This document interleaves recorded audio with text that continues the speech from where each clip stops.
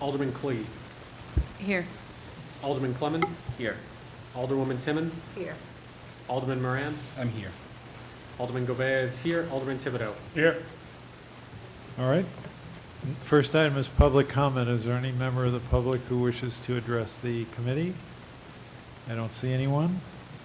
So we will move to communications. First from John Griffin, CFO Treasurer Tax Collector. Alderman Govea.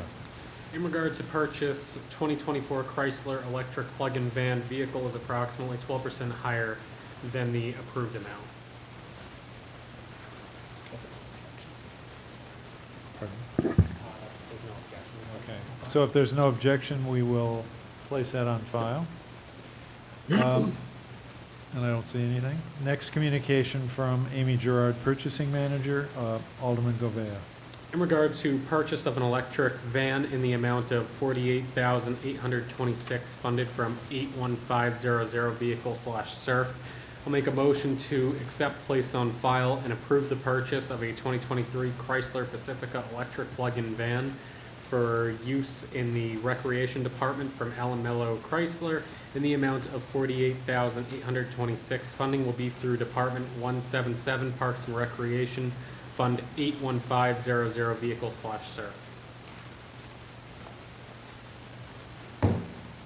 Now, I don't think anyone from the Department of Public Works is here, is there?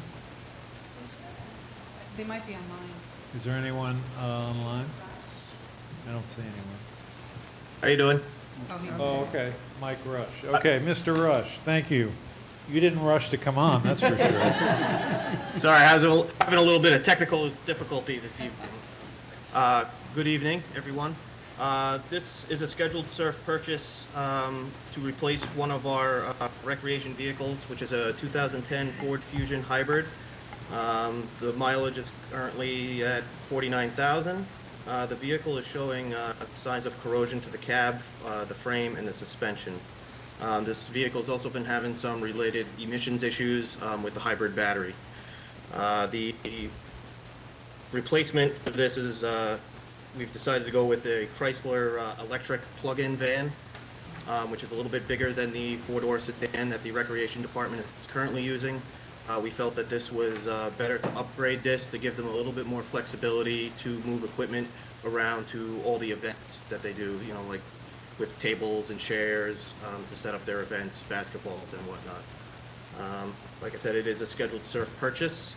It does meet the requirements of the initiative that we're trying to go with electric, and I'm happy to answer any questions you have about this scheduled surf purchase. Any questions, comments? Alderman Govea. Thank you, Mr. Mayor. Could you go into a little bit about the 12% increase we've seen on this vehicle, about how that kind of came about? So the increase of this vehicle, the 12%, I believe, with a little over 1,000 or somewhere around $1,200. Again, following one of our city's policy initiatives with purchasing local. This dealership is local to Nashua. In Nashua, it's a Nashua business. We did have a quote come in a little bit lower, which I said was about somewhere around $1,200 or $1,300. I don't have that number in front of me. So we opted to follow the city initiative and spend the money within our city, within that 10% guideline that the city has. Yes, Alderman Govea. What was it, did you quote out a, now, did you quote out what a non-electric version of that car would be? We did not. We wanted to try to stay with that going green initiative that we have in place in the city. Okay. Alderwoman Timmons. Thank you. I have one question regarding the 2010. What are you going to do with that particular vehicle? Did you trade it in, or is it going to be used elsewhere? That vehicle will probably be repurposed elsewhere to swap out a vehicle that we probably have deemed to come off the road. We probably have a few years left on this vehicle before we completely take it out of service, where it's not worth any value to us to keep it in the system any longer. At that time, we would then send it to auction or trade it in towards another vehicle purchase somewhere within the division. Alderman Thibodeau. I'm curious if gone back to the dealer and asked for that 2%, renegotiated that price? At the time when we initiated the quote, we did ask them if they could come in a little bit lower as we had gotten another quote, and they at the time said that that was the best price that they could give us with the particular van that they had available on the lot. That is also another reason we went with this. This vehicle is sitting on the lot and is ready to go, so there'll be no delay in receiving that vehicle, should it pass. Alderwoman Clee. Thank you, Mr. Mayor. Mr. Rush, you said that you were going to repurpose this vehicle, but when you were talking, and I wanted to find it here in the letter as well, you talk about that there's corrosion on the cab floor, frame and suspension, and that you're having emissions-related problems. Would it have been better to try to use it as somewhat of a trade-in, or would we not get anything for it? The value with these older hybrids isn't really worth us trading it in. In the world that we live in today, where used vehicles are through the roof, this particular hybrid vehicle doesn't seem to want to move, so the dealers don't typically offer us a lot of money for the trade-in. And there is some other vehicles that will probably be coming out of service that are in worse condition than this one. So at this time, it's better for us to hang on to it for a little while longer until we deem it not, feasible to be used anymore. Okay. It's scary that we have some things that are worse than this. Thank you. You're welcome. Alderman Clemmons. Thank you, Mr. Mayor. Yeah, I am just curious if you can disclose where the other quote came from.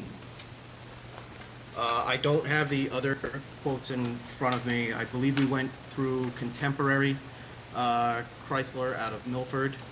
There was another Chrysler dealer out of Massachusetts, and I believe we went with another dealership out of Concord, New Hampshire. I believe all those quotes will be on file with our purchasing manager, Amy Gerard. So I do actually have it. Actually, Alderman Clee was nice enough to push that over. Yeah, it was Manchester. I mean, I'm all for going local, but I'm also of the opinion that if we can save $1, we should do so. And I'm sure that there are people from Nashua who work at that Manchester dealership. So I hope in the future that we can put into perspective what we mean by local, because to me, yes, Allen Mello is a fine establishment here, but I truly think that we should be going with the lowest bidder on these going forward. Now this, I don't have the language of the ordinance right in front of me, but there is a reference here. So the Board of Aldermen did pass an ordinance in certain circumstances requiring a local acceptance.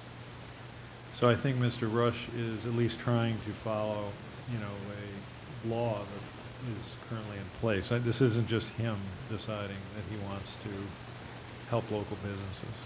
Now, I do not have the actual language. Maybe Ms. Gerard does. Thank you very much. Amy Gerard, Purchasing Manager. Off the top of my head, I believe for purchases over $10,000, the local ordinance says that we can award to a local vendor if it's within 103% of the price.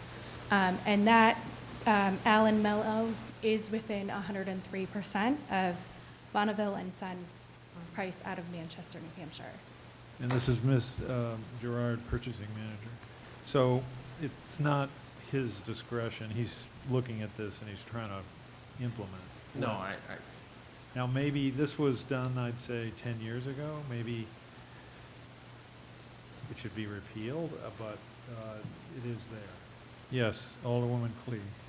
I do have it in front of me, and it says may be applied to all requests for bids, requests for proposals, and requests for quotes for the purchase of goods or services for ward or concession contracts, provided that the exercise of a local preference does not apply to a bid that is more than 105% of the lowest qualified bid.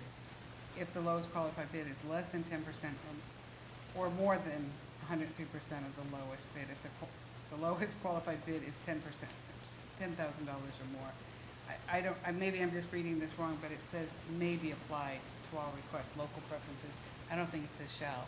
Okay, So, but it yeah. No, expresses I'm kind of not a... disagreeing, I'm just saying that it does say may, So he's just trying to follow what the intent. it seems to be the preference. I mean, I remember when this passed.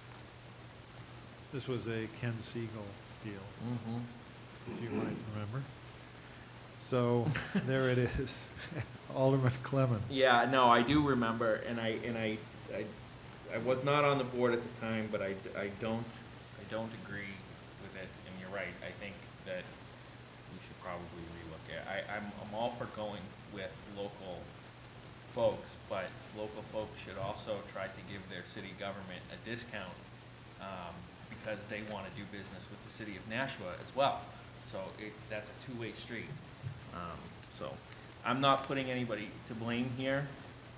I'm not saying that, I think this is more of an internal policy discussion more than it is about the purchase of this particular van.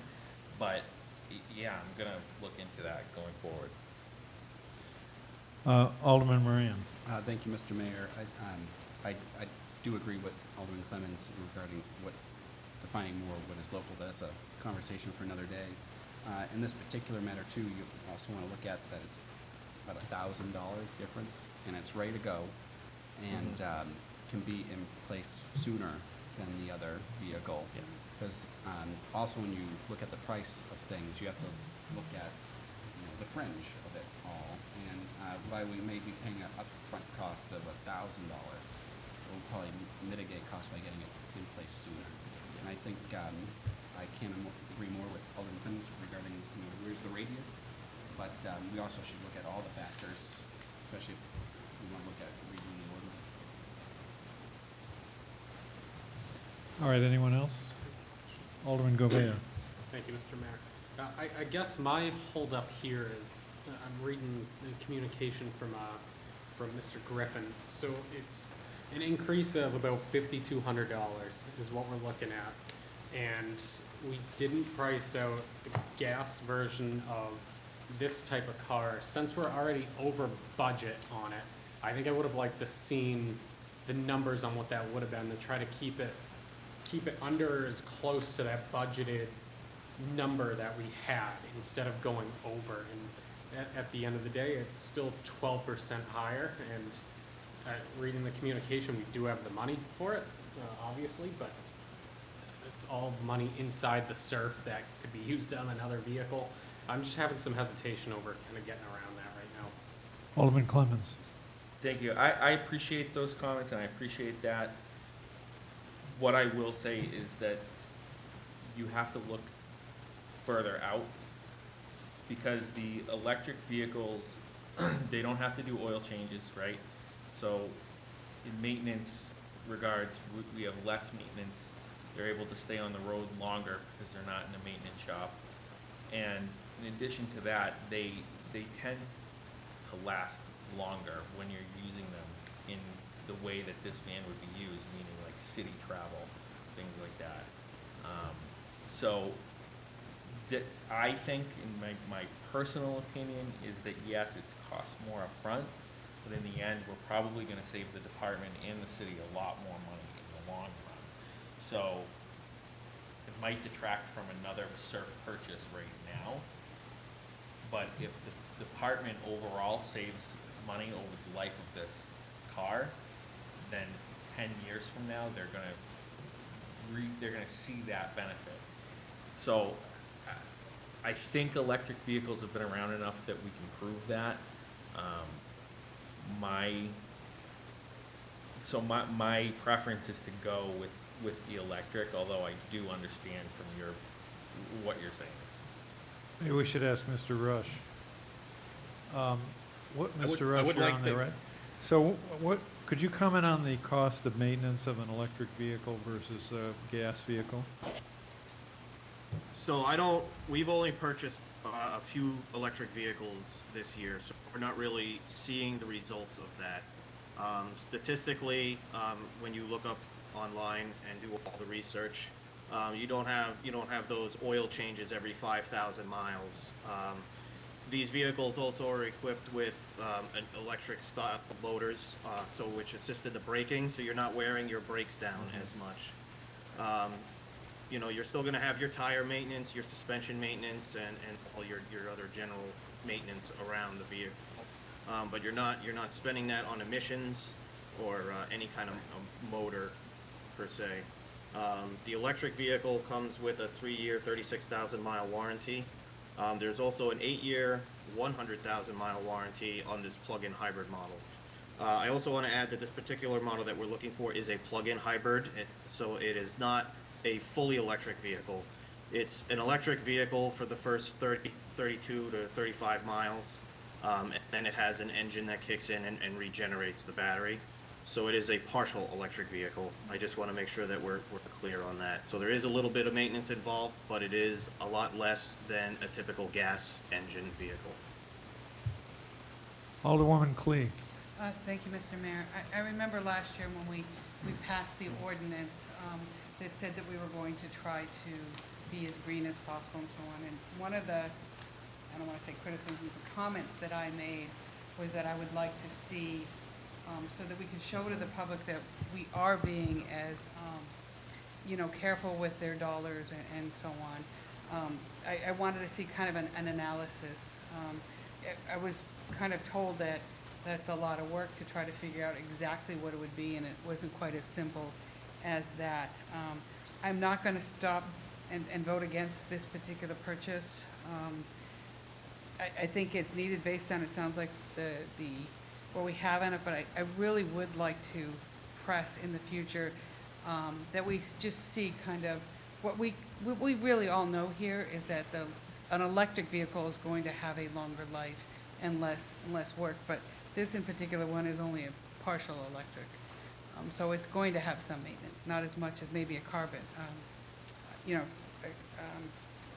a carbon-based vehicle, but I do think in the future that we should have some kind of analysis that just says, yes, this is more money, but over the life of it, on average, this is what, even if it's just what the studies and statistics show us. I think the taxpayers would feel more at ease that, but I don't want to create all kinds of work, but I do think we should have something so that this conversation doesn't have to happen in the future. All right, anyone else? Well, the pending motion is to approve the purchase. All those in favor of the motion say aye. Aye. Opposed? Motion passes. Next item, communication from Amy Gerard, Purchasing Manager, Alderman Govea. In regard to contract for professional services for unaffiliated classification and compensation study in the amount of $39,000 funded from 53142 Consulting Services / General Fund. I'm going to make a motion to place on file and approve a professional consulting service contract with MGT America Consulting to review the classification and compensation plan for approximately 150 employees in 30 unaffiliated positions in the amount of $39,000. Funding will be through Department 111 Human Resources Administration, Fund 53142 Consulting Services / General Fund. Ms. Trask is here. You're on this, right? So just come up to the podium. Thank you very much. Hi, I'm Nancy Trask. I'm the Human Resource Manager. So we want to do conduct a comprehensive wage survey and market comparison for our unaffiliated employees. Alderman Moran. Thank you, Mr. Mayor. Can you give us an idea of the unaffiliated, what departments they're in, what kind of job roles they currently have? Are they managers? Are they city heads? Sure. So they range from our parking enforcement specialists all the way through our division directors. So it's a mix. Every department has some unaffiliated employees. Let's see, I have the classification here. So some managers, some administrative people. Trying to think what else. Let me see. I would say they tend to be,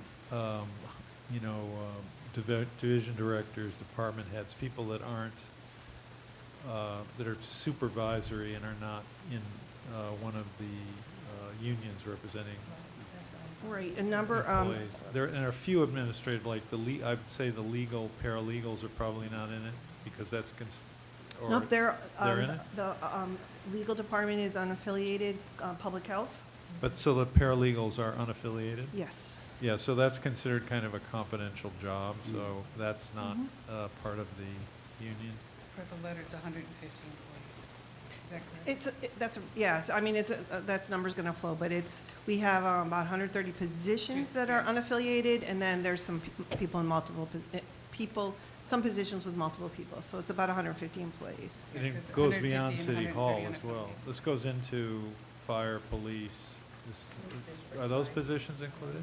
No, well, there's one, Unaffiliated? there's two at the police, there's one, there's a couple at fire, the deputy chiefs, the chief, the business manager, Assistant chief?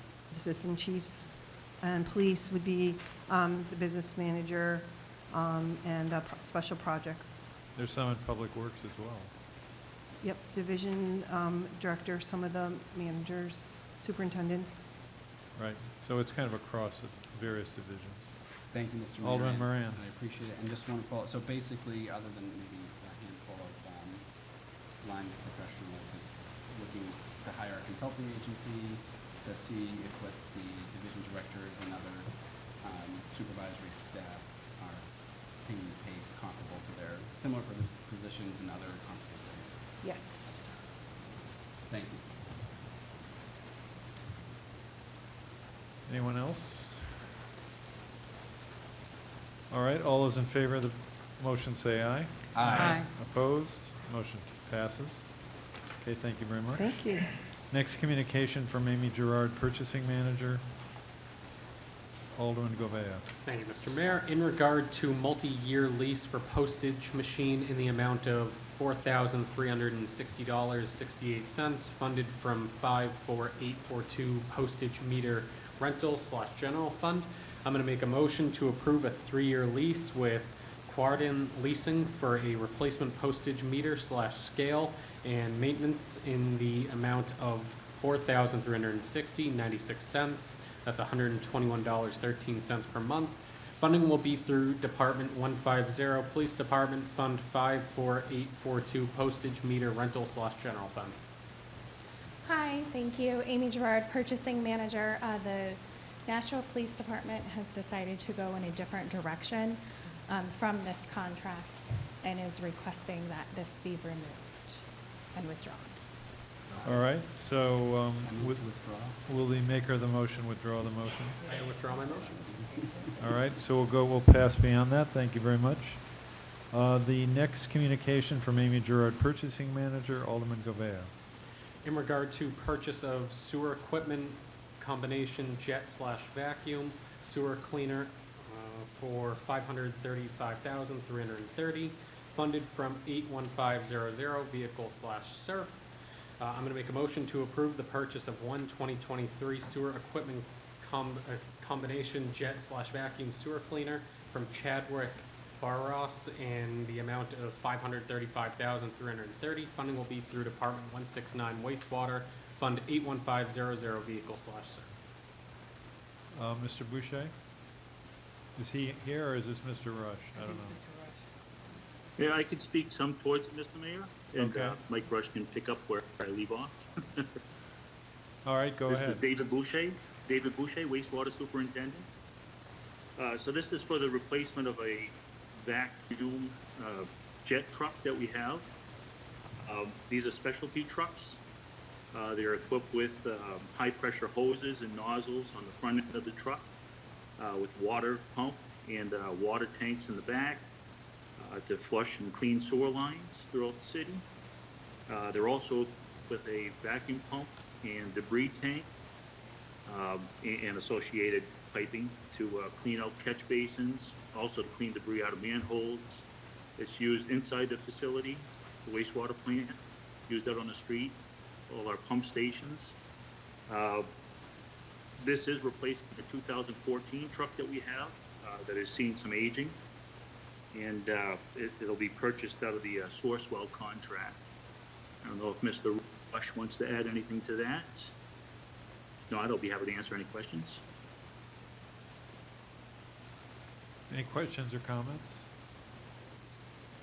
Alderman Thibodeau. Thank you, Mayor. What's the life expectancy of this type of vehicle?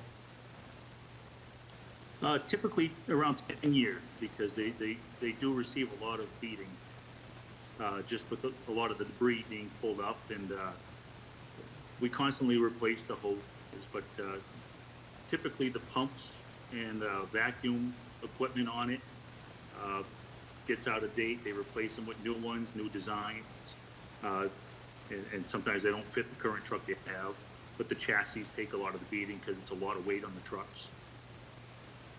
This particular model we're looking at is one of the better quality ones that are out there, so we hope to get more life than 10 years, but typically 10 years.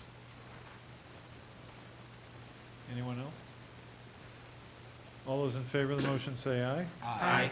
Motion passes. Next communication from Amy Gerard, Purchasing Manager, Alderman Govea. In regard to purchase for trash and recycling totes in the amount not to exceed $145,000, funded from 71630 tote/general fund. I'll make a motion to approve the purchase of recycling and trash carts and cart lids from Curbside Collection for FY24 from Toter Inc.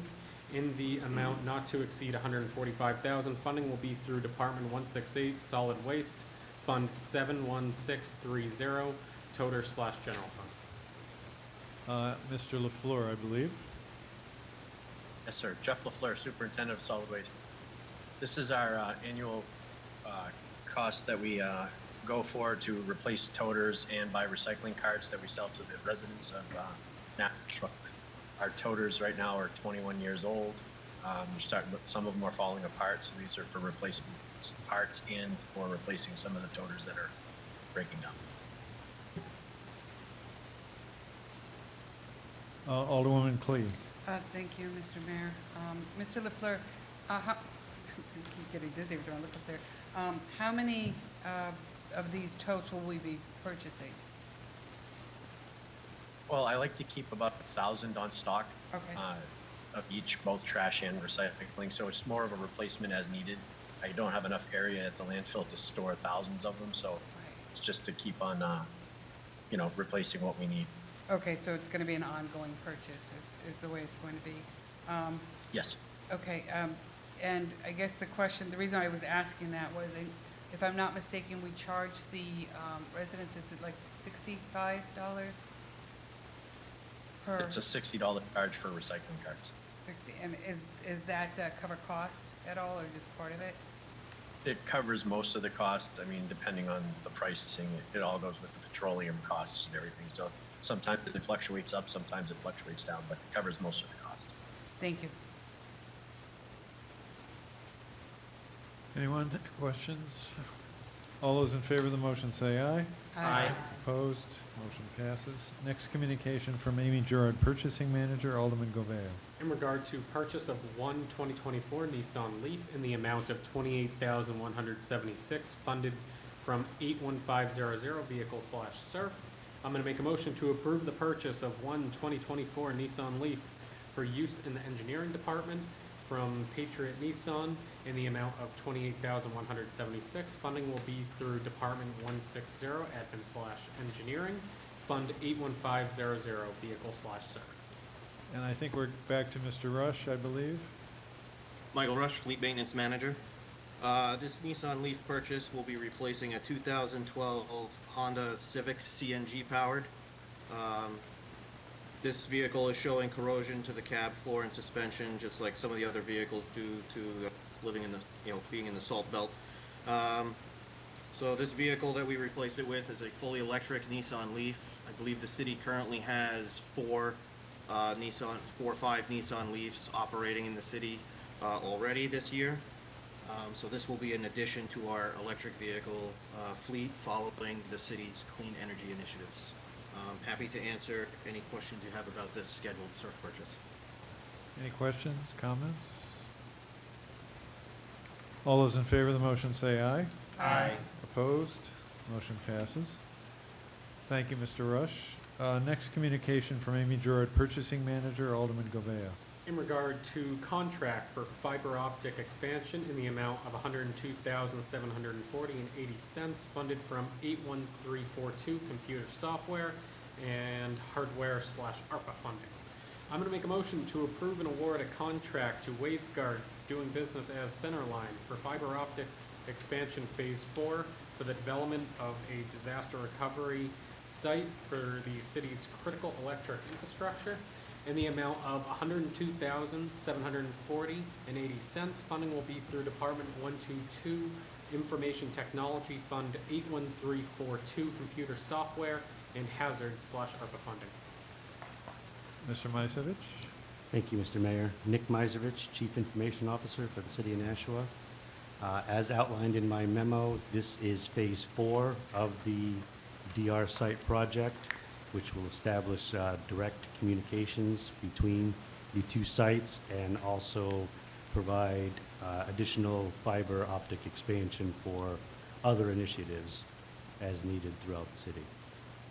We're taking advantage of the highway crossing by running 2 runs now, so we do not have to revisit this again in the future for hopefully several years. Alderman Govea. Thank you, Mr. Mayor. I apologize, but I think I ask you this every time. How many phases in total is this project? 5. Gotcha. Thank you. You're welcome. So you only have to ask it one more time. Exactly. One more time. Yeah, one more time. I couldn't help it, I'm sorry. And the last phase is buying the software. Thank you. You're welcome. All right, any questions? Alderman Thibodeau. So I see that the funding is coming out of ARPA funds. Is there any options for city funds versus using federal funds for this type of project? This is the funds that the mayor earmarked for this project out of the ARPA funding. Although it was approved by the Board of Aldermen, I'm sure, right? Yeah. Correct. Rather than using city funds, we allocated federal to this. And it was a little more complicated, but that was the end result. Any further questions, comments? All those in favor of the motion say aye. Aye. Opposed? Nay. Motion passes. All right, thank you very much. Unfinished business, we don't have any. Tabled in committee, nothing. New business resolutions and ordinances, there aren't anything. Record of expenditures, Alderman Govea. Thank you, Mr. Mayor. I move that the Finance Committee has compiled with city charter and ordinances pertaining to the record of expenditures for the period from February 16, 2024 to February 29, 2024. Anyone? All those in favor of the motion say aye. Aye. Opposed? Motion passes. General discussion. Any general discussion items? Public comment? Is there any member of the public who would like to address the committee? I only see Mr. Misevich and Ms. Gerard, so they've already commented. So we'll move on to remarks by Alderman. Any remarks by Alderman? Alderman Govea. Thank you, Mr. Mayor. And this actually probably should have been brought up in general discussion. It does have to do with the committee, but and it might be a good question for our purchasing manager. On the contract for the HR compensation study, I was reading just more of the fine print of it, and that doesn't go out for an open bid. And I went back and looked at kind of the the ordinance around it, and I'm trying to figure out why that doesn't go out to an open bid. It was for services that have to do with consulting and a few other things. Correct. So architectural, auditing, engineering, legal, medical, ambulance services. So we did actually solicit 7 different vendors as part of our process. We did receive 2 responses back, and Nancy Trask, the Human Resource Manager, and Director Cummings reviewed both proposals and ultimately determined that MGT American Consulting was the best qualified firm to use, to be utilized for this service.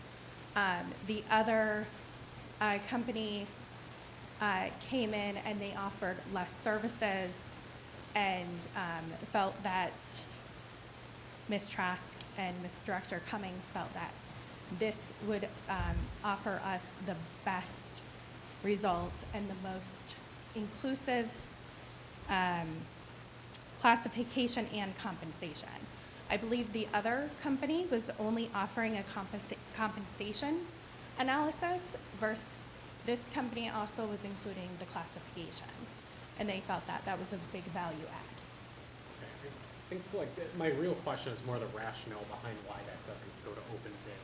Anybody have any insight on that? Of why that goes to, why we can solicit to certain companies, but that's not just a general open bid?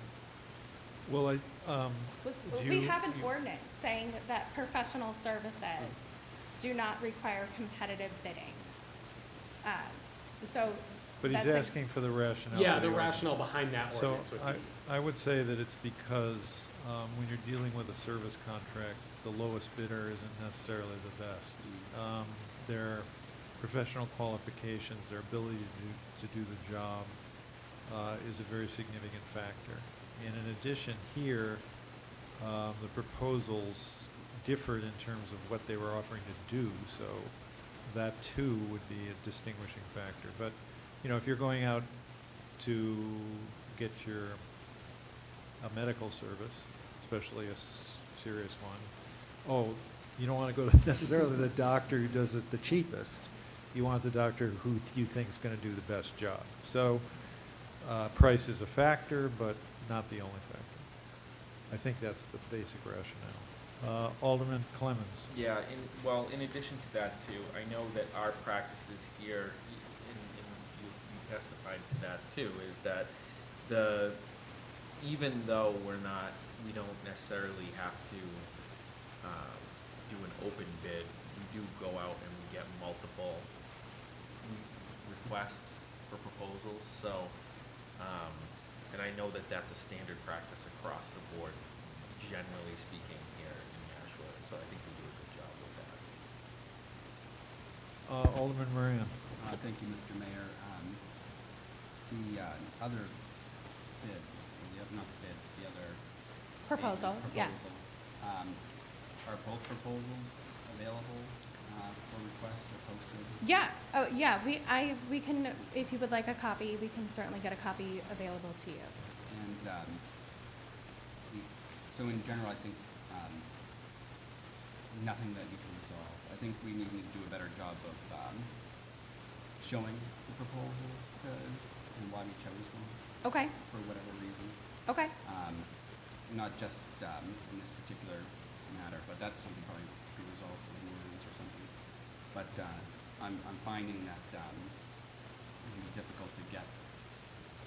So let me phrase it without making blanket statements. The state does a good job of someone posts for a bid, and then after the confidential period of scoring, they take a group of people who have nothing to do with the contract.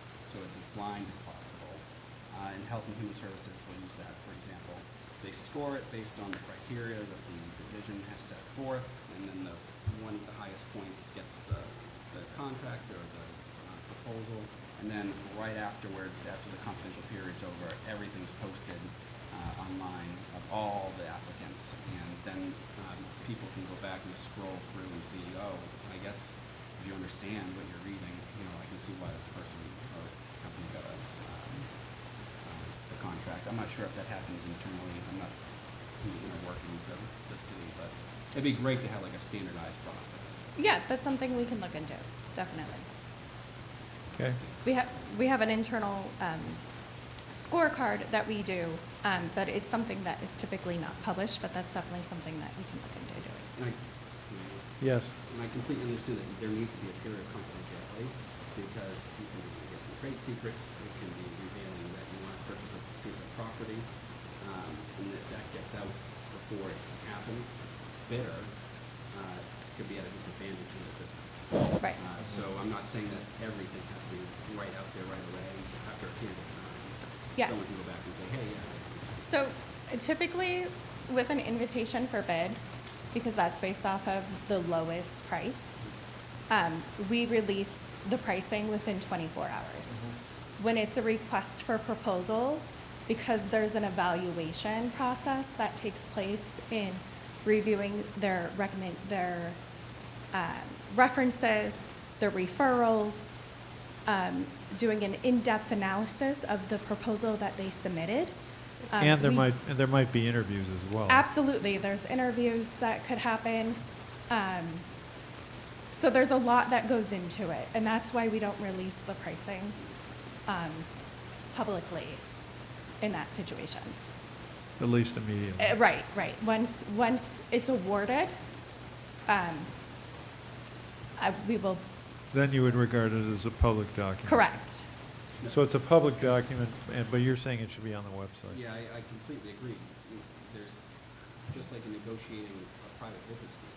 Exactly. If you're in the midst of negotiating and something leaks out or is posted too soon, one, we could lose money if we go with someone, or that business may not want to do business with us again because now, I'm going to purchase whatever property or use whatever software I created. Now an industry secret's out, and someone else can take advantage of that, and it's not competitive. My whole thing is there a diagram of saying this group of people scored this person 8 out of 10. They had the highest score. This is why they chose them. I'm sure in different scenarios it makes sense in some. Okay. Anyone else under remarks? All right, Alderwoman Cleve. Thank you, Mr. Mayor. At this time, I motion to adjourn. All those in favor of the motion say aye. Aye. Opposed? And the meeting of the Finance Committee is adjourned at 7:42 PM.